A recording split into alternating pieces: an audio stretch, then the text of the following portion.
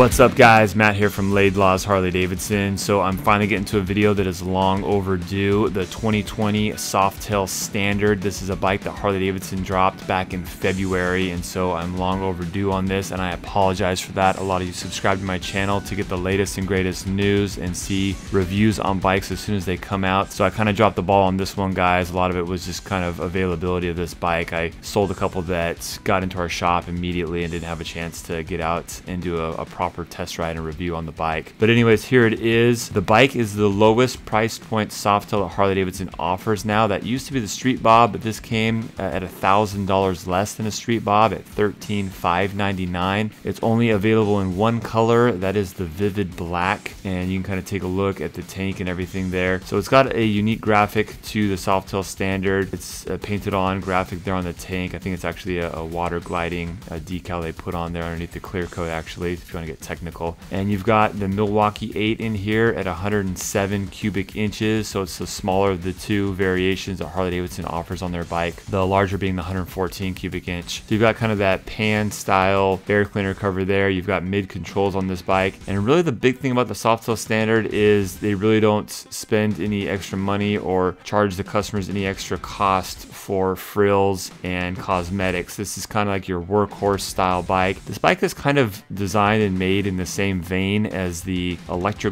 Standard that came out about a year ago, and yeah, it kind of shares the same theme where it's kind of your bare bones, your minimalist, trying to get the rider into those lower price point as possible. The bike actually shares a lot in common with the Street Bob. Basically everything on the bike from ergonomics and functional and part standpoint is basically identical to the Street Bob. The only thing that's different from this to a Street Bob are the finishes on the bike. So you have a lot of raw aluminum. You can see on the rocker box covers there, on the cam timer cover, on the primary cover, you just have a lot of aluminum on this bike, where on the Street Bob you have a lot of that black and wrinkle black. The wheels are just a chrome wheel instead of the black rims like you find on the Street Bob. The seat is the exact same seat, so you've got that tuck and roll solo seat on the bike as well. And you see the left side of the engine there. Again, the upper and lower rocker box covers are that raw aluminum. Same cylinders there. You got kind of that textured or wrinkle black, as Harley-Davidson calls it. Triple trees, again, just aluminum. Where on the Street Bob, you've got black there. And then you've got the LCD screen there that is very similar to the Street Bob. It's actually the same thing, except for, once again, it comes in chrome as opposed to the black on the Street Bob. And just your basic simplistic bike here, guys. So the Softail Standard isn't really a new model per se. The Softail Standard has been around for a while in the late 90s and the early 2000s. They actually discontinued the bike in 2008, so it ran all the way up until 2007,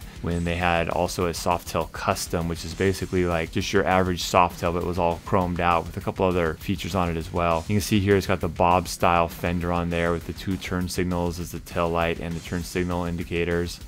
And you've got the license plate mount underneath the rear fender there. What do you guys prefer on the license plate mounting? Do you like it better on the Softail Standard, how it's mounted up underneath the rear fender there? Or do you prefer it like on the Street Bob, how it's mounted off the left turn signal arm hanging down there? So you got the 5 3/4 headlight Daymaker, and so that's the same as the Street Bob and a lot of the other Softails for that matter. But this will be an interesting bike that comes to the lineup. I personally think that you're either going to buy this bike because you want to get into the Softail platform at a really low price point. You don't really care about the frills of the bike. Maybe you're just going to ride this thing and put it away wet. Or maybe you're a guy that wants the Softail platform, wants to get into it at a low price point because you're going to do heavy customization work to it and you don't want to pay for anything you're going to peel off the bike, and so you might as well just start with everything raw anyways. Those two people are kind of the guys that I see purchasing this bike.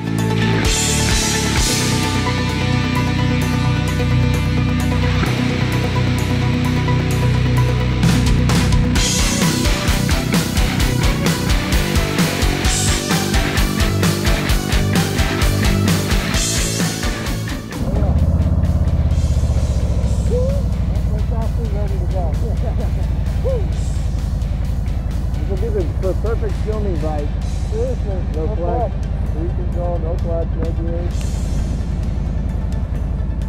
Am I recording? Yeah.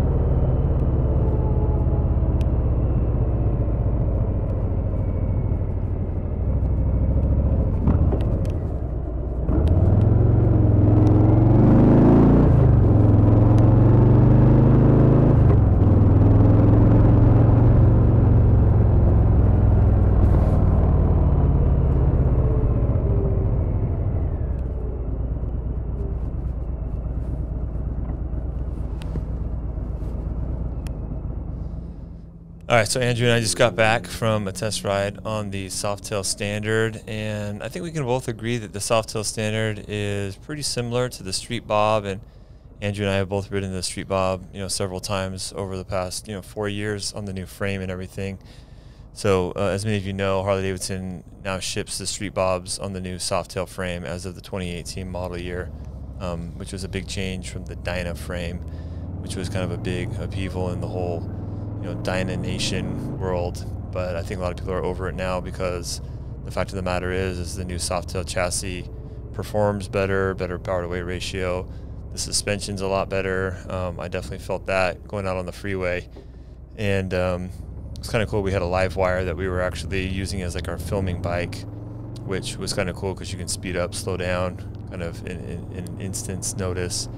And so, getting where you needed to go quickly to get the right shot was really easy on the live wire. But, yeah, what were some of your thoughts about the bike, Andrew?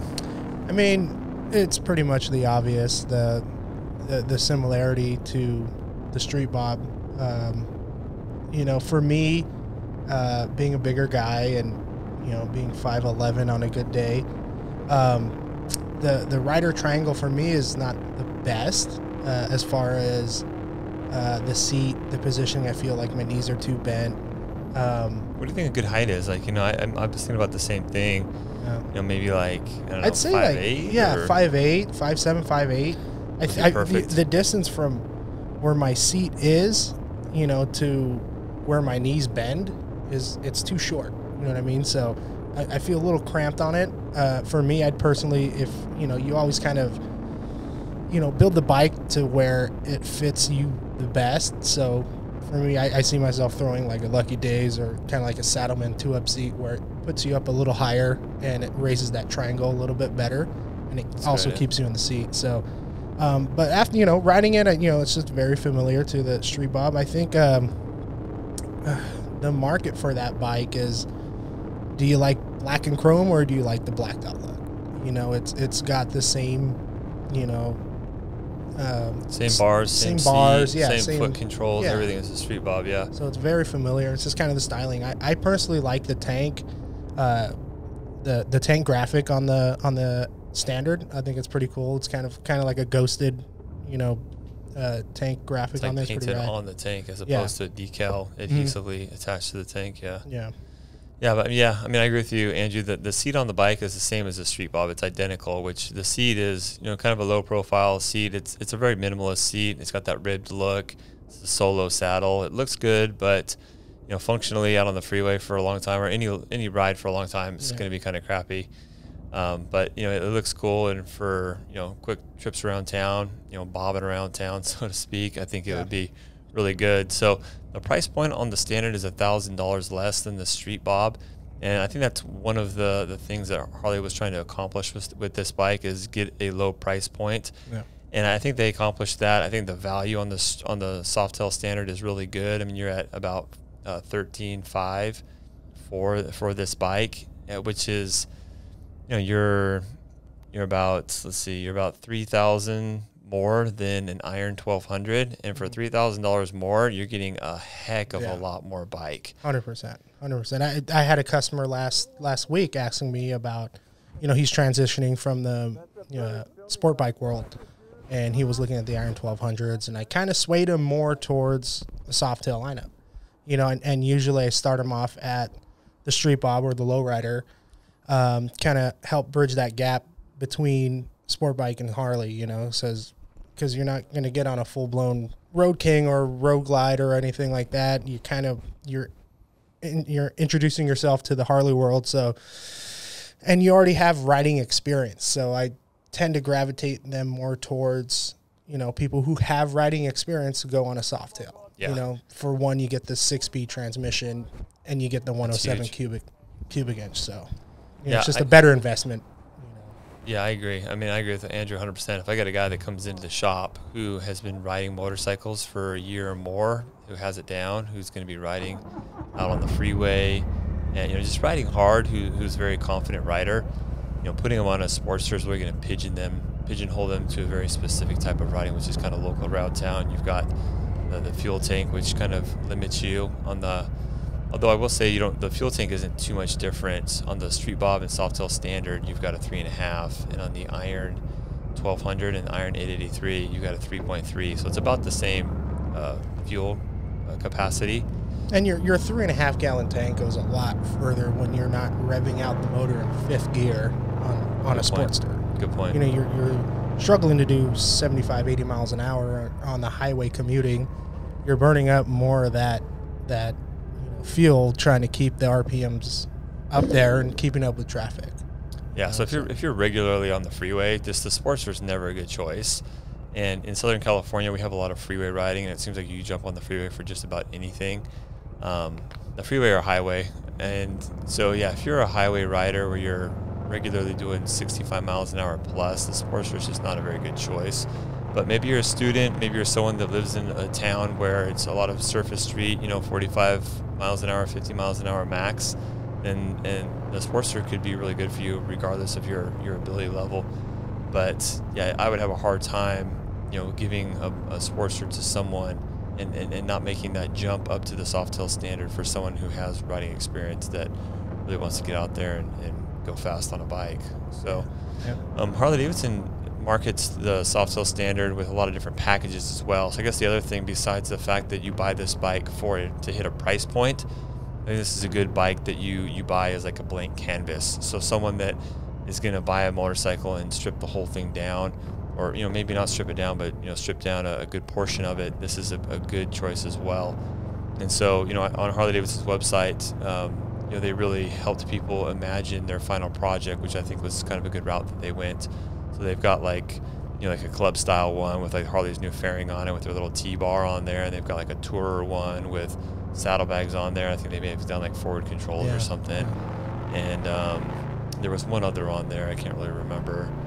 Maybe just like a stripped down, I can't remember what it was, but I think that was good because Harley is really letting people know, like, hey, there's all these things that Harley offers, and I think that's something that not too many people know that are coming into the Harley world, that Harley has this huge Bible of a catalog full of parts, and really the options are limitless.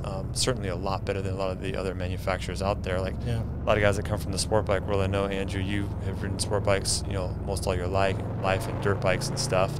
I grew up as a dirt bike guy, but never really got into the sport bike world too much. But the offering as far as parts availability for Harleys is super good. I mean, 100%. And even the aftermarket as well. Yeah, I've got people coming, buying bikes, whether it's a Sportster or anything that we have here, that are just completely just unknown to the fact that we customize them, that there's a big parts catalog for this bike, and that catalog is that thick for stuff that's made by Harley, not to mention all the aftermarket backing that, those aftermarket groups that are out there making seats and, bars and mid controls and all that. So it's, people that are fresh to the industry or to Harley-Davidson. It's like, oh, you guys install this. You guys can you sell this? So I think that's pretty cool. And it to me, it's like it comes second nature. Like, Harley has this. A lot of people know that, but there's still that big group of people that still don't really, coming from the sport bike world, that newer riders don't know, because you go and buy a Yamaha or a Honda, and there's not really much a dealer can do to customize your bike. You're not buying a bike to customize, and people that see Harley and want that bike that they've seen on Instagram, or that chopped bobber that they Googled, and they're, oh, dude, I want that bike with the white walls, the chopped fender, that single LED taillight on the left side, and you think that there's nothing out there that was just made out of some guy's garage, but you'd be surprised that there's 101 companies that make something like a taillight or a fender or suspension or anything like that. So yeah, most of the newer bikes you see customized, it's mostly bolt-on stuff. Very 100%. Little is custom fabricated stuff. So yeah, a lot of it is just an aftermarket company that you got to do a little bit of digging and find the part.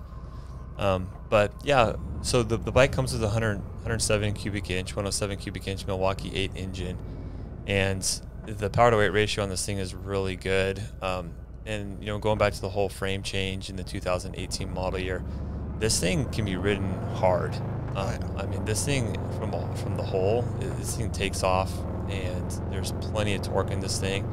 And even out on the highway, a stock Dyna, you know, going back to the 17 and earlier model year, a stock Dyna like a Street Bob, that was a rough ride on the freeway when you're doing 70, especially the freeways around here. Yeah. And you know, still with this new Softail frame, it's no street glide, you know, it's no bagger, but it's pretty good. You know, I took it out there on the freeway. Andrew's been out on the freeway on these bikes a million times as well, and it's pretty dang good. I mean, you throw a windshield on there, and you know, you could take this thing some distance and be all right. You know? Oh, 100%. You know, me owning 3 Dyna frames and riding them How many lowrider S's have you owned? I had 2 and then a Street Bob. So it's like, right, yeah. So it was, I rid them in canyons, and the turning point for me, and, you know, for me, I'm more of a hands-on, experience it for yourself type of guy.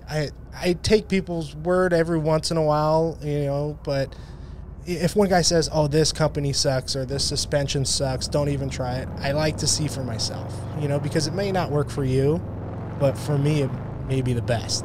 So I remember the one specific time we were doing a video up in Azusa Canyon, and when Nick had his Softail lowrider, and I rode that, you know, and having my 117 Dyna. Your lowrider with, yeah, and you can say they were pretty equal as far as engine build. He had the 114 stage 4. I had the 117 stage 4. Dyna versus Softail, and you know, I was all about the Dyna, and it was good, and I still like the Dyna, but experiencing it firsthand, like everyone's saying, oh yeah, dude, the Softail's so much better, it's so much better. I'm like, well, have you ridden it? Or no, you know, I did the test ride, and you know, it was good, but well, you know, any bike feels relatively okay when you're doing a 4-mile loop around stoplights. Yeah, surface streets. Yeah, so it, you know, you took it up the canyons, and you were pushing it. Oh, and you went up the canyons. Yeah, I don't tell Nick this, but yeah, I was getting on it pretty hard, and but yeah, he let me ride it, and I just had the rear suspension on the Dyna. I thought it was really good, and I get on his thing, and the way it's planted, it felt like it cornered on rails, you know. And he had taller rear suspension. He had the Race Tech rear shock on it, and you know, I was just getting on it, man. I was like, wow, it's more confidence inspiring. You know, it just, you're hitting that corner, you're braking, you feel it's the way the bike makes you feel and how much confidence you have in yourself within that bike. Part of that too, I think it can be attributed to the stiffness of the frame too. Oh, 100%. Like the Dyna's awesome, you know, especially when you put suspension and you put a bunch of money into it, and some guys put like the True Track stuff on there, but right out of the box, the Softail frame with, you know, the rigidity of it and just the way the suspension set up, just engineering wise, it's more of a true and smart design, and everything with the monoshock. And so yeah, all those factors combined, yeah, it's just a better bike out of the box. Oh yeah, than the Dyna is. Yeah, it's what the bike tells the rider, and the feedback is what I say, you know. And you know, I was that Dyna guy that was like, you know, the new Softail frame's cool, it looks better on paper, and the numbers are there, but once you experience it for yourself, you know, especially coming from, you know, a Dyna or any other bike, you know, you're used to one way, but then you got to come at it with an open mind. You know, a lot of people are just so stuck in the you know, the Dyna days or the FXR days, which they're great bikes. They're still cool. I still love them. You're still buying them. Yeah, you know? I know, seriously. So it's good, man, and just keep an open mind, and you know, it's just the way that thing handles. Is I noticed, you know, the Dyna frame, and maybe it was the way I built mine. I never did front suspension, but turning in that corner on the Dyna was just, you know, you get a little fishtaily, kind of like when you're doing 90 miles an hour on the Dyna. You know, it dances, and that's just how it feels, and you're used to it. But that Softail, it's planted, and you can feel the rigidity of it, and I experienced it firsthand. Yeah.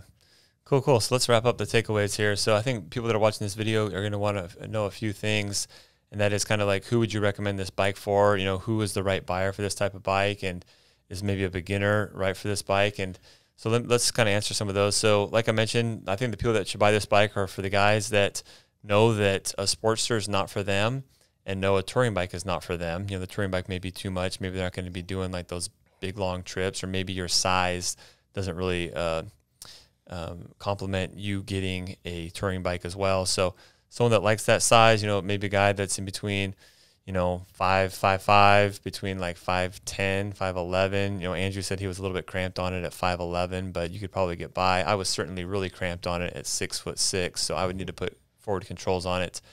And someone that just kind of wants the best value or best bang for their buck. You're getting into the Softail chassis, which is Harley's kind of their newest, latest, and greatest frame, which is really good, by the way. Really good. I've been impressed with the Softail frame. So kind of a mid-size cruiser, and someone that wants to get into that at the lowest price point possible, or someone that wants to get a bike that is kind of a blank slate, and you're not paying for the stuff that you're going to be taking off anyways. Yeah. I will say on the flip side, if you want all the blacked out cosmetics and the black wheels and kind of the black like triple trees and the primary cover and all that stuff for $1,000 more, you're getting that on the Street Bob. So if you like the blacked out look, yeah, you spend that extra $1,000 and get the blacked out look. No brainer, in my opinion. Yeah. Honestly, I've seen a lot of like these performance bagger pages and these custom Harley-Davidson bike pages on the internet. I think black and chrome is making a comeback. You know, I think people are kind of jaded to the whole blacked out look. You know, I still like it. I bought a 19 special, so, but it's going to become trendy now. The blacked out look is kind of trendy. Yeah, so I've seen people like, you know, get a special road glide. One specific bike that comes to mind is it's a 19 road glide. The guy chromed the wheels out, and it looked pretty rad. So it's cool to see, you know, that chrome is starting to make a comeback. It's like, oh, it's like that old school look again. It's pretty cool. So yeah. So, you know, maybe you're someone that's kind of a forward person who's like kind of trying to buck the trend of being all blacked out bikes and want something a little bit different.